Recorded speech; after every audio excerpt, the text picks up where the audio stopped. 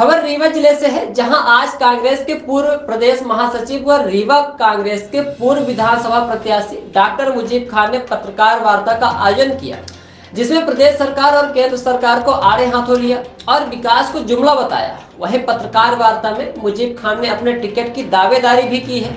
आपको बता दें कि मुजीब खान विधानसभा चुनाव और महापौर का चुनाव लड़ चुके हैं, लेकिन अभी तक जीत हासिल नहीं कर पाए। खैर, आज पत्रकार वार्ता में अपने टिकट की दावेदारी पेश की है और मांग की है कि उन्हें भी टिकट दिया जाए। आइए आपको सुनाते हैं पत्रकार वार्ता। सभी हमारे प्रिय और बहुत ही प्रिय हमारे जितने ये आप हमारे न्यूज़ चैनल, दैनिक अखबार, साप्ताहिक पत्रकार, तमाम जितने हमारे साथी, हमारे समर्थक यहाँ बैठे हैं, उन सबको मेरा प्रणाम और सलाम।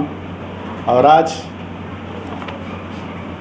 आज ये प्रेस वार्ता जो है, इसमें 3 स्तर पर रखा गया है बात करने की। एक तो केंद्र के स्तर, राज्य स्तर और फिर हमारे इस जिले बिंद की स्तर पर हम बात करेंगे।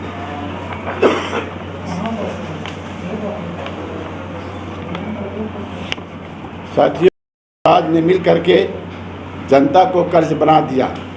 मुझे अपनी छवि चमकाने वालों को जनता इस बार सत्ता से बाहर कर देगी। मध्य प्रदेश के पूर्व प्रदेश कांग्रेस महासचिव डॉक्टर मुजीब ने कहा कि मोदी हो या फिर शिवराज सिंह चौहान, दोनों ने जनता के हितों को ध्यान नहीं रखा, केवल अपनी छवि चमकाया है।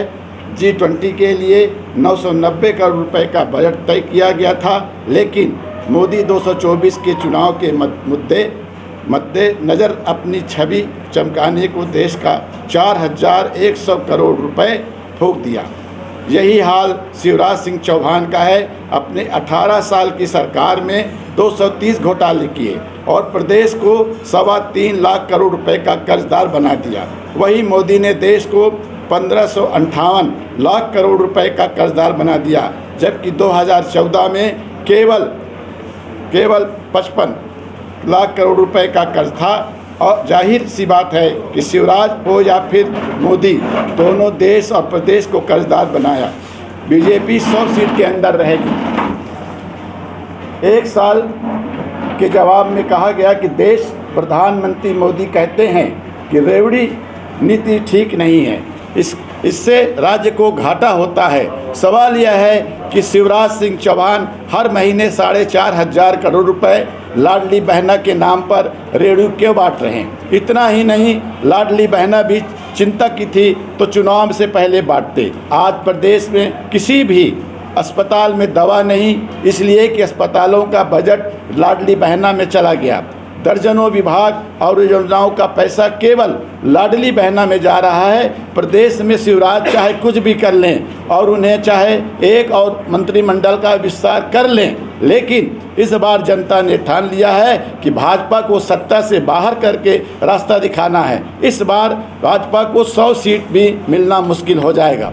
भाजपा के मैनेजमेंट गुरु चाहे अमित शाह हो, वह पैसे की गठरी लेकर के बैठ जाएं या फिर मोदी प्रदेश से आकर चाहे जितना भी हिंदू मुसलमान कर लें, भाजपा 80 से 85 से ज़्यादा सीट नहीं पाएगी। इसलिए भाजपा ने 29 सीटों की चुनाव आचार संहिता की घोषणा से पहले ही उम्मीदवारों की घोषणा कर दी है। प्रदेश में किसानों की आय घटी। एक सवाल में मैं कहा कि किसानों की बड़ी दुर्दशा है। मोदी ने कहा कि सन 2022 तक किसानों की आय दुगनी हो जाएगी। मोदी के किसान विरोधी 3 काले कानून ने 700 किसानों की जान ले ली। आज शिवराज सरकार में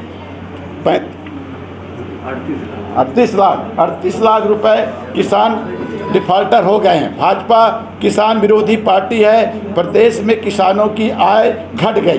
वर्ष 2015-16 में किसानों की आय 97-40 रुपए थी की गारंटी दी गई है। राहुल गांधी जी जो हमारे कांग्रेस के जो नेता हैं, वरिष्ठ नेता हैं और पूर्व अध्यक्ष हैं, उन्होंने जीत की गारंटी दी है कि मध्य प्रदेश में कांग्रेस की सरकार बनना सुनिश्चित है। महिला कोटा तय होना जरूरी है। अभी महिला कोटा तय नहीं हुआ है। सरकार आने के बाद हो सकता है कि महिला कोटा भी तय हो जाएगा कि कितनी सीटें विधानसभा में मिलेगी, कितनी लोकसभा में, इसका फिर उसमें घोषणा होगी।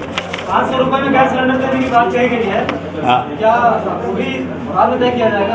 है बाद में तय किया जाएगा? बाद में, अभी तो खाली बोल दिया है। सरकार बनेगी तब तय होगा। सरकार अभी लॉलीपॉप दिए है कि मतलब जैसे चुनाव उनका निकल जाए। हाँ, नहीं ना, हाँ, अब पूछे चल नहीं, देखिए क्या है कि ये वो जो निर्णय लेंगे वो जाने।